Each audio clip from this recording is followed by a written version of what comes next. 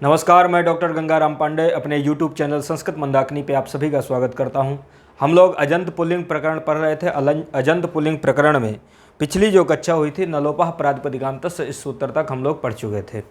नलोपः प्रातिपदिकान्तस्य में यहाँ तक जो है तो हम जिस शब्द की सिद्धि कर रहे थे वो सखी शब्द था, और सखी शब्द के प्रथमा के एक वचन में रूप बनता है सखा।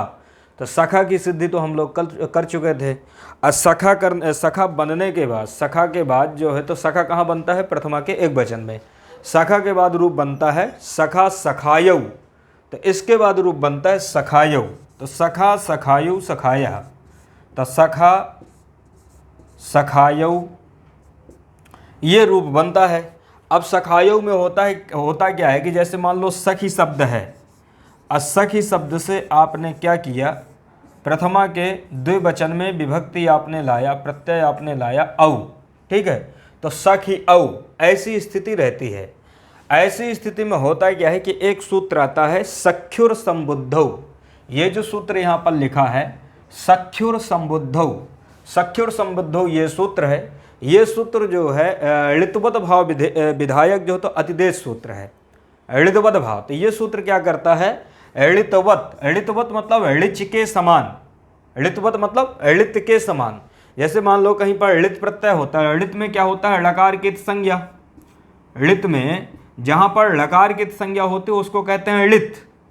और जहां पर ऋत हुआ ही नहीं है, लकार की संज्ञा ही नहीं हुई है, लेकिन ऋत को मान करके कार्य करना है। अब जैसे ये सखी शब्द है और सखी शब्द में यहां पर कहीं भी ऋत प्राप्त नहीं हुआ, अऋत प्राप्त न होने से यहाँ पर ऋतवत भाव है नहीं, ठीक है, मतलब ऋत नहीं है यहाँ पर। लेकिन यहाँ पर क्या करना है? अचोण नीति सूत्र से हमको वृद्धि करना है। अचोण नीति से अभी आगे सूत्र आएगा, उस सूत्र से यहाँ पर हमको खकारोत्तरवर्ती इकार को वृद्धि करना है। वो सूत्र कहता है कि इत णिति चा प्रत्यय परे। उस सूत्र की वृत्ति है कि अजंतांग से वृद्धि स्यात्, अजंतांग को वृद्धि होती है इत णित प्रत्यय के परे होने पर। अजंत अंग ये है, खकारोत्तरवर्ती इकार है, इसको होती है वृद्धि। लेकिन सूत्र की डिमांड ये है कि भाई इत या णित मतलब जहां पर इसकी इत संज्ञा हुई हो या जहां पर इसकी इत संज्ञा हुई हो, इत या णित की, इत या णित की इत संज्ञा हुई हो, तभी जो हो तो वो सूत्र वृद्धि करता है, अचोण नीति। यहां पर कहीं भी इत णित की इत संज्ञा नहीं हुई, तो अब यहां पर वृद्धि हो कैसे? तभी यहां पर क्या होता है? एक अतिदेश सूत्र आता है। अतिदेश सूत्र इसीलिए आचार्य ने बनाए कि भाई जो जैसा नहीं है, ठीक है, जो जैसा नहीं है उसको वैसा कह दो। जैसे कुछ गोरे होते हैं तो गोरे लोगों को हम लोग कलुआ कहने लगते हैं, अरे कलुआ ठीक है, मतलब गोरे लोगों को भी कुछ लोग गांव में ऐसे नाम रखा देते हैं कलुआ। अब वो गोरा है, काला नहीं है, लेकिन फिर भी उसको कलुआ कहने लगते हैं। तो अतिदेश, तो अतिदेश का मतलब होता है जो जैसा नहीं है उसको वैसा बना देना। अब ये जो सखी है ये ऋत नहीं है, लेकिन अब क्या करना है? इसको ऋत बनाना है। तो सूत्र आ गया सख्युर संबुद्धौ। असख्युर संबुद्ध, सख्यु असंबुद्धौ, सख्यु असंबुद्धौ, ना संबुद्धि असंबुद्धि तस्याम असंबुद्धौ। इस प्रकार से यहाँ पर इसका समास विग्रह कर लेना है। तो सख्यु असंबुद्धौ, असंबुद्धौ का मतलब होता है संबुद्धि भिन्न। असंबुद्धि भिन्न क्या? सख्यु मतलब सखी शब्द। अब इसकी वृत्ति में देख लो, सख्यु अंगात परम, सख्यु अंगात परम मतलब अंगात, अंगात का मतलब होता है अंग संज्ञक, जिसकी आपने अंग संज्ञा की है। अंग संज्ञा होती है इनकी, ठीक है, प्रत्यय के परे रहते प्रगति की अंग संज्ञा। सूत्र है स्मात् प्रत्यय विधिस्तदादि प्रत्यंगम। तो अंगात परम, और अंगात परम किससे? सख्यु मतलब सखी इस अंग से परे, संबुद्धि वर्जम संबुद्धि को छोड़कर, ठीक है, संबुद्धि को छोड़कर, सर्वनाम स्थानम ऐसा जो सर्वनाम स्थान उसको ऋतवत स्यात् मतलब होता है। सूत्र वृत्ति का अर्थ लगा। सख्यु अंगात परम मतलब अंग संज्ञक सखी शब्द को, अंग संज्ञक सखी शब्द से परे, संबुद्धि वर्जन मतलब संबुद्धि को छोड़ करके, ठीक है। एक वचन हम संबुद्धि से, एक वचन की संबुद्धि संज्ञा होती है, लेकिन ये संबुद्धि नहीं है। लेकिन क्या है? सर्वनाम स्थानम, सर्वनाम स्थान कौन? सुड अनुपुंसकस्य। उस सूत्र से क्या होती है? सुड अनुपुंसकस्य सर्वनाम स्थान संज्ञा करता है। किसकी करता है? सु औजस अम औट, इन पांच जो प्रत्यय हैं इनकी करता है, ठीक है। तो ऐसे उसमें जो तो सर्वनाम स्थान में औ आ ही जाता है, तो सर्वनाम स्थान है ही। ऐसे सर्वनाम स्थानम को ऋतवत, मतलब ऋतवत होता है, मतलब ये ऋतवत के समान होता है, शायद मतलब होता है। ऐसी स्थिति में ये जो शब्द है सखी शब्द, इसको क्या हो जाएगा, ये जो मतलब ये सर्वनाम स्थान है उसको क्या हो जाता है, ऋतवत हो जाता है। तो अब ये क्या हो जाएगा कि सर्वनाम स्थान को, सर्वनाम स्थान मतलब औ, इसको ये क्या हो जाएगा, किसके समान हो जाएगा, ऋतवत। ऋतवत का मतलब होता है कि ऋकार की इत संज्ञा हुई है इसके समान, मतलब यहां भी ऋत को मान करके जो कार्य होते हैं वो कार्य औ को मान करके हो जाएंगे। भले ये ऋत नहीं है, लेकिन अब इस सूत्र से, इस अतिदेश सूत्र से ये भी क्या हो जाएगा, ऋत के समान। मतलब ये ऋत नहीं है लेकिन फिर भी ये ऋत के समान हो जाएगा।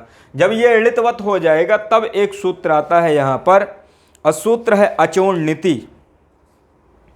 ठीक है, तो ऋतवत का मतलब आप समझ गए कि जो जैसा नहीं है उसको वैसा बना देना। औ में लकार की संज्ञा नहीं हुई है, फिर भी इसे हम क्या कर दिए, ऋतवत कर दिए। तो ऋतवत होने के बाद अब इसके बाद होता क्या है कि जब ऋतवत हो जाएगा तब एक सूत्र आता है अचोणनीति। अचोणनीति सूत्र कहता है कि अजंतांगस्य वृद्धि स्यात् इतिणिति प्रत्यय परे। अजंत अंग को वृद्धि होती है इतणित प्रत्यय के परे रहने पर।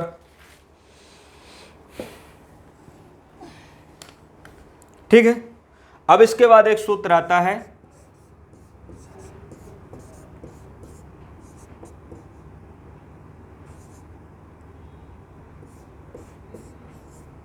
अचोणनीति।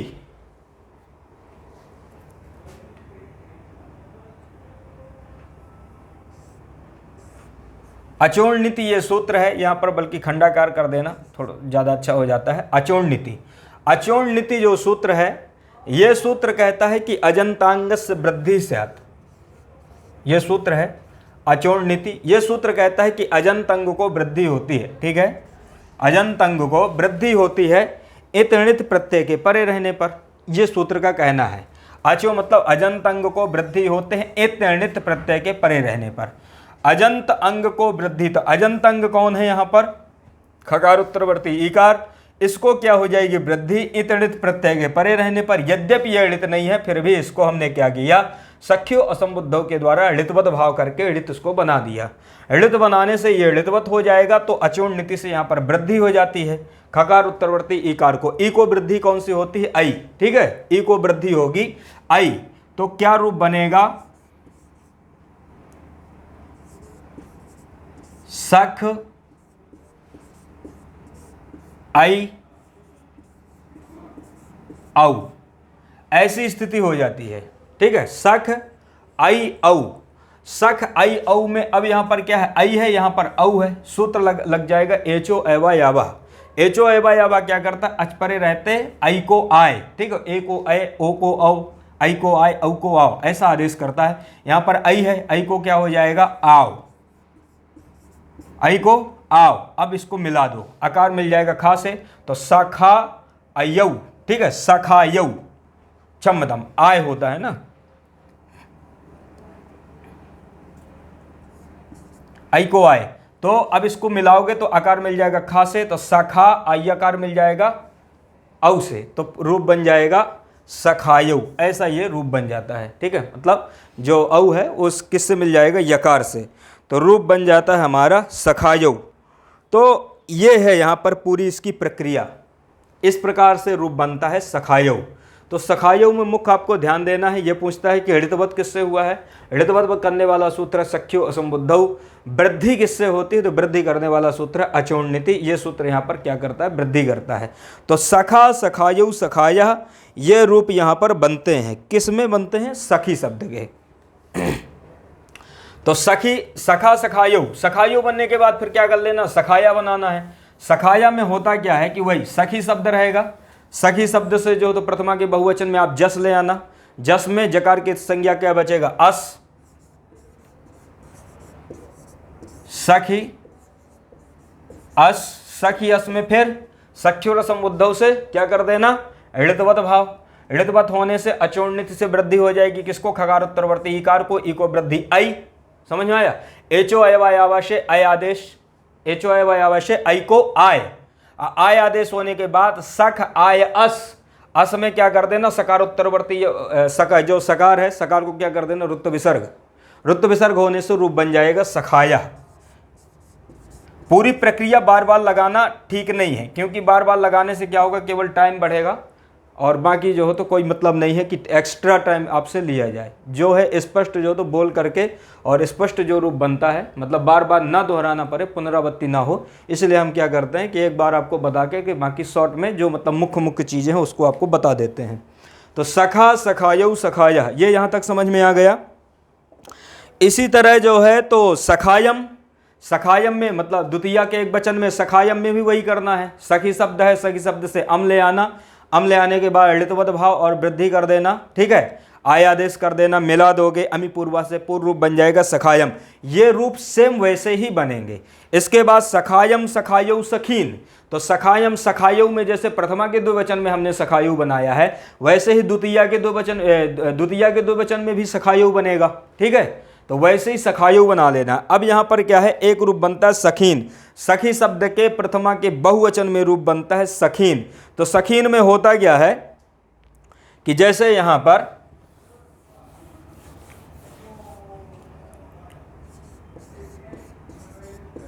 सखी शब्द है, सखी शब्द से प्रथमा के दो वचन में प्रत्यय क्या किए, सस। सस में सकार की संज्ञा क्या बचा, केवल अस, ठीक है, सखी अस। सखी अस में क्या कर देना है, पूर्व सवर्ण दीर्घ, ठीक है, प्रथमो पूर्व सवर्ण से पूर्व सवर्ण दीर्घ। पूर्व सवर्ण दीर्घ होने से क्या हो जाएगा, पूर्व में मिल जाएगा। अब सवर्ण दीर्घ होगा तो खकार उत्तरवर्ती जो ईकार है, ईकार क्या है, अभी ह्रस्व है, अब क्या हो जाएगी, दीर्घ है, तो रूप बनेगा आपका सखीस। रूप क्या बनेगा, सखीस। और सखीस बनने के बाद तस्मा ससो नापुंसी, रामायण बनाए थे, रामायण में सारे सूत्र लग गए थे। इसीलिए मैंने कहा था कि राम शब्द की सिद्धि कर लो, उनके सूत्रों को याद कर लो, इसके बाद जो तो कोई नए सूत्र नहीं आना। तस्मात ससो नापुंसी मतलब कुछ कुछ सूत्र आएंगे। तस्मात ससो नापुंसी से सकार को क्या कर दो, नकार, अब मिला दो सखीन, ऐसे बनाना है सखीन। तो सखा, सखायऊ, सखाया, सखायम, सखायऊ, सखीन। सखीन बनने के बाद फिर तृतीया में क्या रूप, कैसे रूप बनेंगे, तृतीया में सखी शब्द का तृतीया के एक वचन में रूप क्या बनता है, सख्या। तो सख्या में होगा क्या,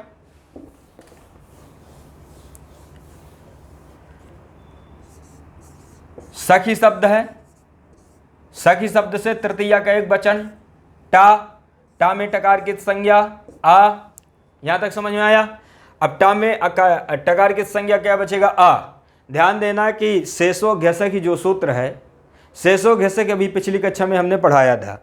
शेषो घ्यस के सूत्र जो होते घी संज्ञा करता है, किसकी घी संज्ञा करता है, ह्रस्व इकारांत उकारांत की। और उसने स्पष्ट रूप से कहा कि सखी शब्द को छोड़ करके घी संज्ञा करना है।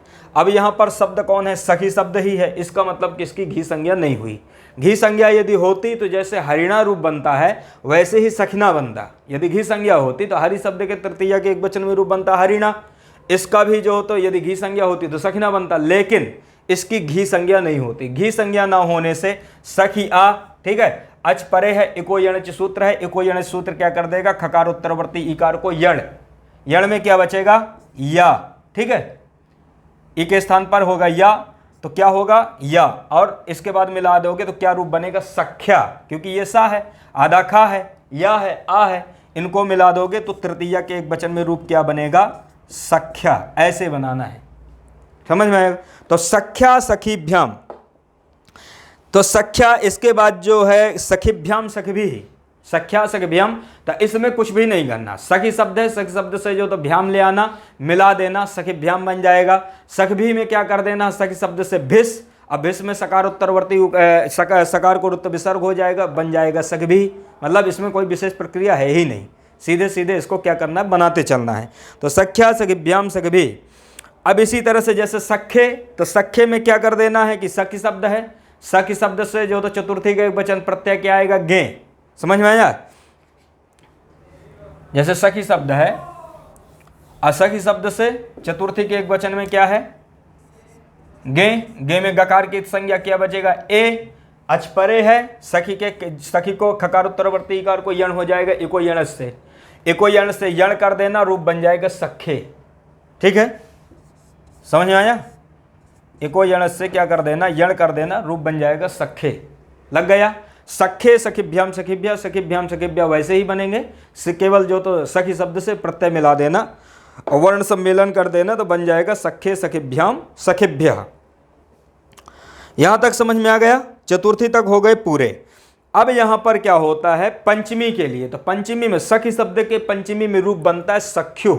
पंचमी और षष्ठी, सखी शब्द के पंचमी और षष्ठी के एक वचन में एक समान रूप ही बनते हैं। कई बार ये एंट्रेंस में पूछा भी जाता है कि सखी शब्द के पंचमी या षष्ठी में, षष्ठी के एक वचन में कौन सा रूप बनता है। आपको ध्यान देना है, रूप बनता है सख्यु।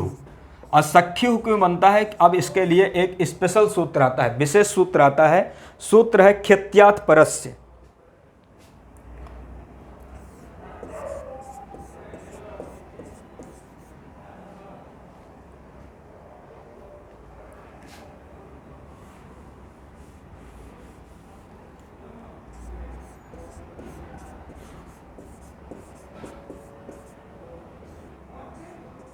ख्यात्यात् परस्य ये सूत्र है, ठीक है।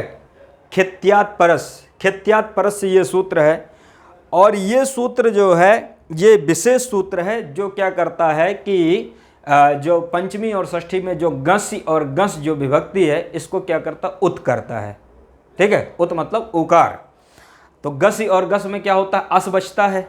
पंचमी और षष्ठी में प्रत्यय क्या होगा, विभक्ति क्या है, पंचमी में गश और षष्ठी में गस। समझ में आया। अब इनमें गकार की संज्ञा करो, इकार की संज्ञा करो तो दोनों में क्या बचेगा, केवल अस, ठीक है। ये अस में जो आकार है इस आकार को क्या करता है, ऊ, ठीक है। ऊ इसके बाद जो तो सा मिला दोगे तो क्या हो जाएगा, उस। अभी ये मतलब केवल मैंने बतलाया है, अभी पूरा इसको स्पष्ट करना बाकी है।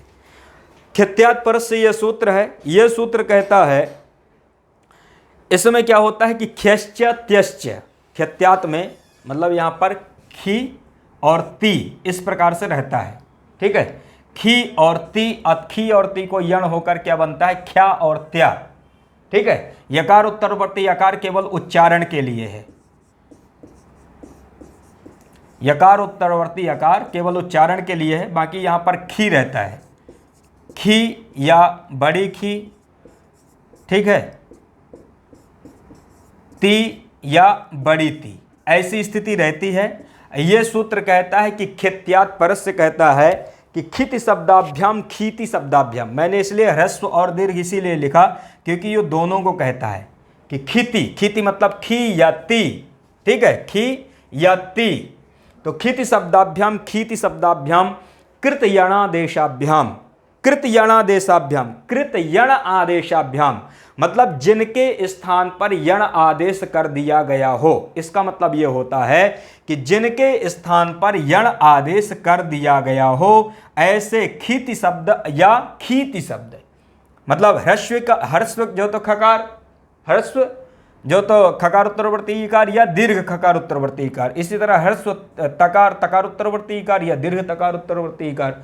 लेकिन ये कैसे हो, कृत यणादेशाभ्याम मतलब जिसके स्थान पर यण कर दिया गया हो, ऐसे खिति शब्दाभ्याम खीति शब्दाभ्याम परस्य, इनसे परे गसी और गस, गसी और गस, ठीक है। गसी और गस कहाँ, पंचमी के एक वचन और षष्ठी के एक वचन पे, इनके स्थान पर क्या होता है, उत होता है, मतलब उकार आदेश, ह्रस्व उकार आदेश होता है।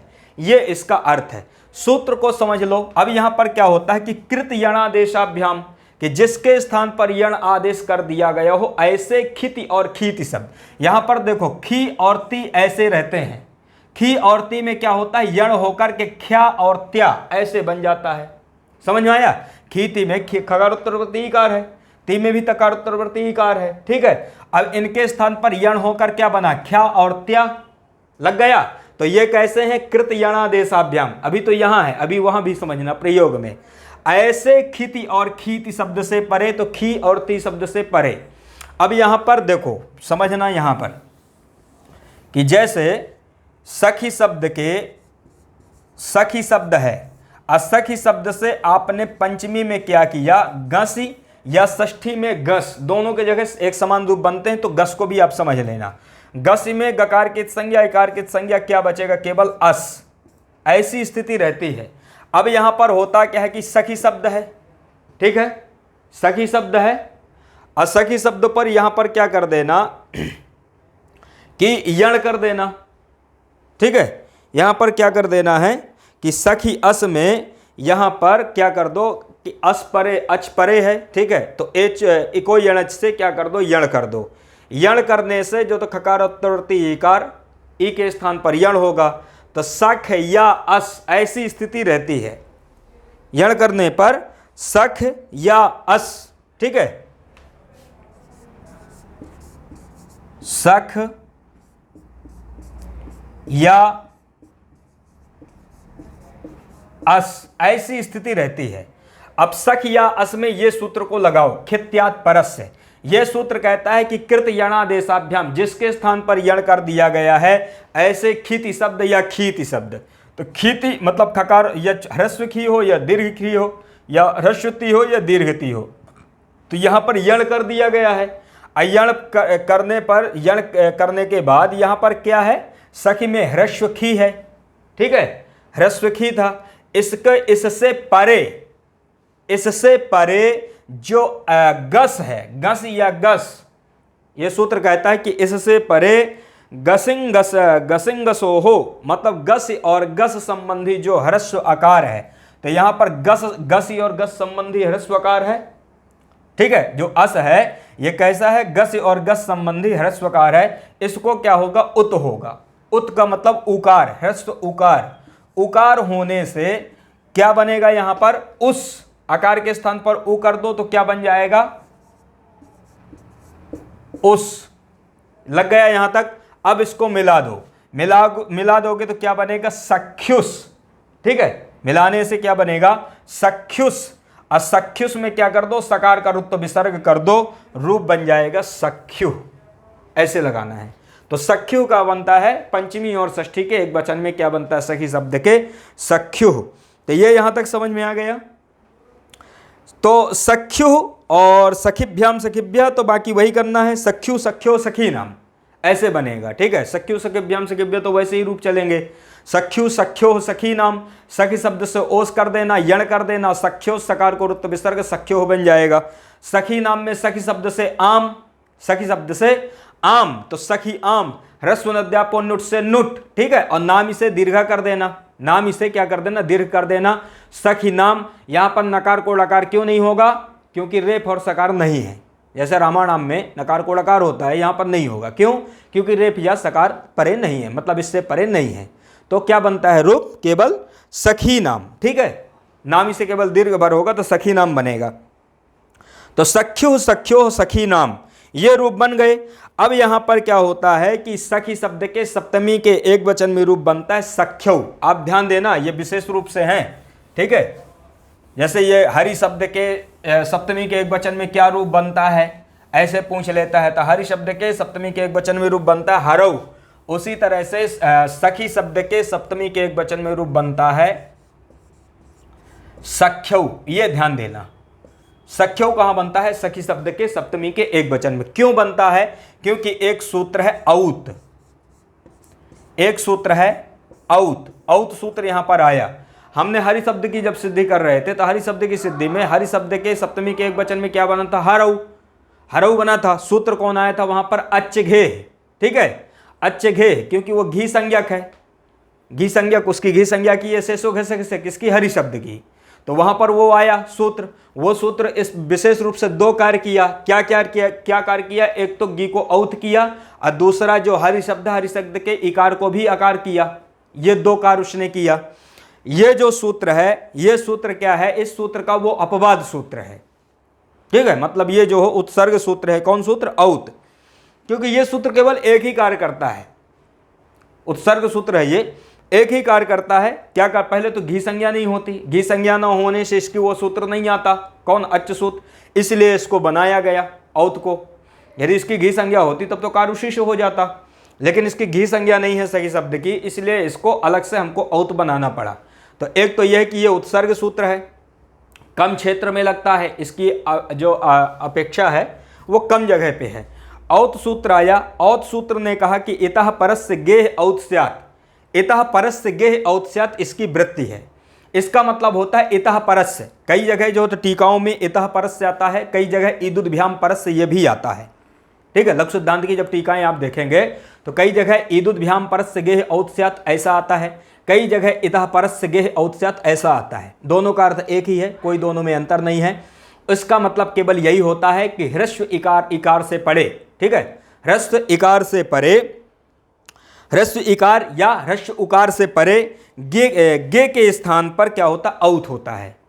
ठीक है, गी के स्थान पर क्या होता है, औत।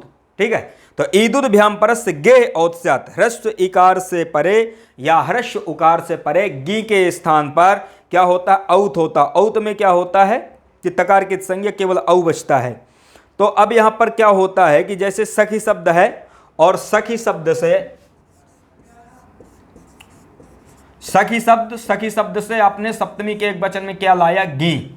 ठीक है, गी में क्या हुआ, गकार की संज्ञा क्या बचा, केवल ई, सखी ई।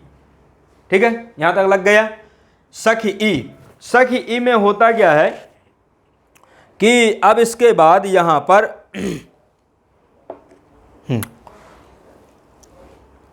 इसके बाद क्या कर देना यहां पर कि औत जो सूत्र है, औत सूत्र क्या करेगा, औकार आदेश करेगा। किसके स्थान पर, ई के स्थान पर। तो औत से क्या कर देना, ये सूत्र लग, क्योंकि ईदुद्भ्याम परस्य गेह औत्स्यात् ऐसा ये कहता है। ईदुद्भ्याम क्या है, खकार उत्तरवर्ती ईकार, उससे परे जो होता गी है, और गी को क्या होता है, औत होता है। गी को क्या होता है, औत। औत में क्या बचेगा, केवल औ। औत में क्या बचेगा, केवल औ। तो क्या बनेगा रूप, सखी औ, ऐसा बन जाएगा। अब सखी औ ऐसा बनेगा, अच परे है, एको यण से क्या कर दो आप, यण कर दो। समझ में आया, एको यण से यहां पर क्या कर देना, क्योंकि औ किस में, अच में है। ठीक है, तो खगर्तवर्ती जो इकार है उसको क्या कर देना है, यण कर देना है। यण कर दोगे तो रूप बन जाएगा सख्यौ, क्योंकि सख या औ मिला दोगे तो रूप बन जाएगा सख्यौ। तो सख्यौ कहां बनता है, सखी शब्द के एक वचन में, सख्यौ। फिर इसके बाद सख्यौ, ठीक है, और सख्यो सखीसु। तो सख्यो वैसे ही बनेगा जैसे षष्ठी के दो वचन में बनता है। सखी होश होगा, यण हो जाएगा, सकार को रुत्व विसर्ग होकर क्या बन जाएगा, सख्यो। सखीसु, अब इसके बाद सप्तमी में क्या बनता है, सखीसु। तो सखीसु में क्या कर देना है कि जैसे सखी शब्द करोगे, असखी शब्द की सिद्धि, सखी शब्द से जो तो सप्तमी के बहुवचन में प्रत्यय क्या आएगा, सुप। सुप में पकार की संज्ञा सु, सखी सु, और आदि सब प्रत्ययों से क्या कर देना, मूर्धन्य सकार, तो रूप बन जाएगा सखी सु। लग गया। जैसे हरि बनाते हो ना, हरिशु, वैसे ही सखीसु बना देना है। सखी सु, पकार की संज्ञा सु, और आदेश प्रत्ययों से क्या कर देना, मूर्धन्य शकार कर देना, ये वाला, इसको क्या हो जाएगा, मूर्धन्य शकार, प्रयोग बन मिला दोगे रूप बन जाएगा सखीसु। ठीक है, तो सखी शब्द के रूप यहां पर क्या हो गए, पूरे। सखी शब्द की पूरी सिद्धि हमने कर लिया। एक एक चीज को हमने स्पष्ट भी कर दिया, ऐसा भी नहीं कि कुछ चीज को छोड़े हों। किसी भी चीज को, किसी भी प्रत्यय को, किसी भी सूत्र को यहां पर छोड़ा नहीं गया, बल्कि पूरी एक एक प्रयोग की सिद्धि जो तो बड़े स्पष्ट रूप से, मतलब किसी को ना छोड़ते हुए यहां पर किया गया है। तो सखी शब्द की सिद्धि आज हो जाती है पूरी। आज की कक्षा को यहीं पर विराम करते हैं, फिर मिलते हैं अगली कक्षा में। इसी के साथ नमस्कार।